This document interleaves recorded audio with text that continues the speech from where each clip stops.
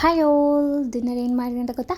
So rice and Pappu ಸಾರು, ಸೂರ್ಯಗ್ಯಾನ್ಸು fry ಮಾಡಿದರು, ಮತ್ತು ನುಗ್ಗೆಕಾಯಿ ಕಾಲೆಲ್ಲ ಹಾಕಿ ಒಂದು ಪಲ್ಯ ಮಾಡಿಟ್ಟಿದ್ರು, ಆಮೇಲೆ ಪಾಯಸ ಮಾಡಿದರು. ಇವತ್ತು ಸುಮ್ಮನೆ ಮಾಡಿದರು ಪಾಯಸ. ಆ್ಯಕ್ಚುಲಿ ನಮ್ಮ ಮನೆಗೆ ಒಂದು ಆಂಟಿ ಬಂದಿದ್ದರು, ಸೊ ಅವ್ರು ನಮ್ಮ ಮಮ್ಮಿಗೂ ತಿನ್ನಬೇಕು ಅನ್ನಿಸ್ತಲ್ಲ ಮಧ್ಯಾಹ್ನನೇ ಪಾಯಸ ಮಾಡಿದರು. ನಾನು ಆವಾಗ ಮಧ್ಯಾಹ್ನ ತಿಂದಿಲ್ಲ. ಓಕೆ, ಊಟ ಎಲ್ಲ ಆಗೋಗಿತ್ತಲ್ಲ, ಸೊ ಎಂತಕ್ಕೆ ತಿನ್ನೋದು ಅಂದ್ಬಿಟ್ಟು ಸೊ ನೈಟ್ ಸುಮ್ಮನೆ ಒಂದು ಟೇಸ್ಟ್ ಮಾಡಿದಾಗ ಸಕ್ಕತ್ತಾಗಿತ್ತು. ಸೊ ಅದಕ್ಕೆ ಒಂದು ಕಪ್ ಹಾಕ್ಕೊಂಬಂದುಬಿಟ್ಟಿದ್ದೀನಿ.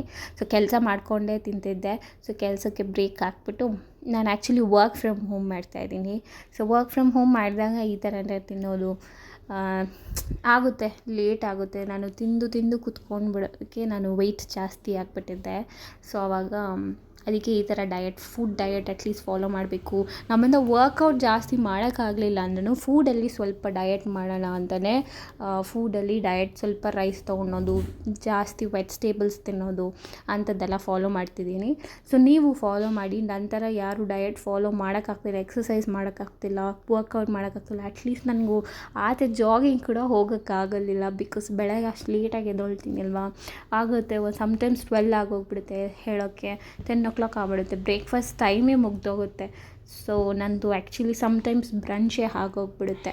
ಸೊ ನೀವು ಆ ಥರ ಮಾಡಬೇಡಿ, ಸ್ಕಿಪ್ ಮಾಡಬೇಡಿ, ಬ್ರೇಕ್ಫಾಸ್ಟ್ನ ಸ್ಕಿಪ್ ಮಾಡಲೇಬೇಡಿ.